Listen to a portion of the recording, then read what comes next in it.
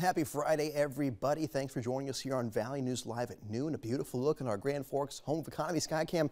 Almost looks kind of like a spring shot there with the sun shining. A few of those fair weather cumulus clouds there on the horizon. A bit of a breeze as well, but by and large things are quiet for us there in Grand Forks, and most everyone's seeing a mix of sun and clouds at this hour.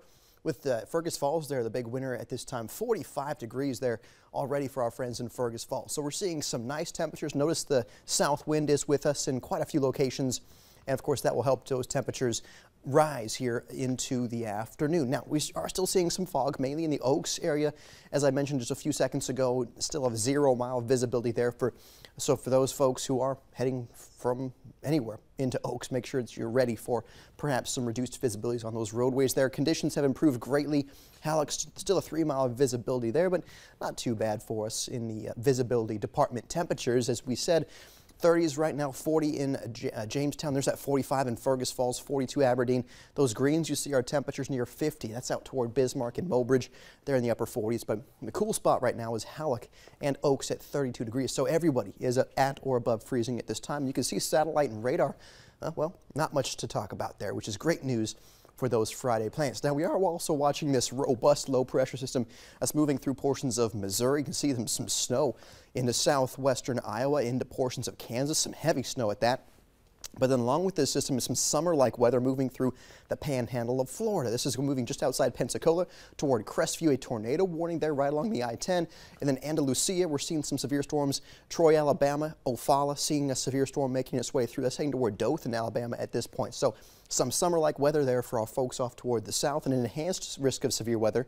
That's 3 out of 5 on the severe weather risk scale for our friends there in southern Alabama, southwest Georgia, and the panhandle of Florida. Now, for us, closer to home, things pretty quiet. You can see that mix of sun and clouds continues through the afternoon, expecting 30s and 40s for highs. Could see some low 50s for highs out toward the south and west of Fargo. So a fantastic day to round out the business week. The south wind will continue. That helps our temperatures warm up this afternoon, but also stay mild into the evening tonight. Notice the south wind around, say, 10 to 15 miles per hour or so.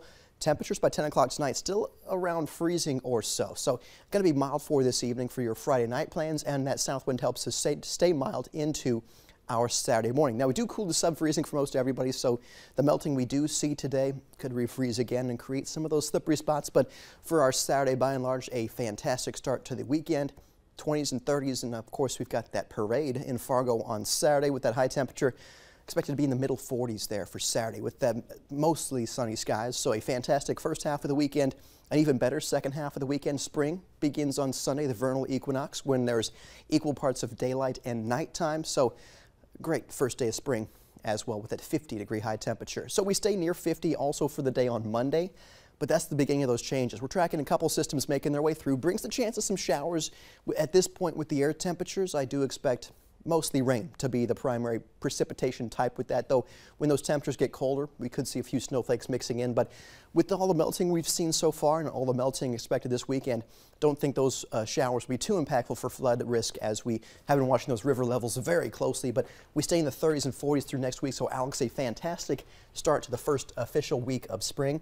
I'm looking forward to this weekend as well. Spring is here. Spring is here, finally. Nothing more beautiful. Thank you, Nathan. You bet.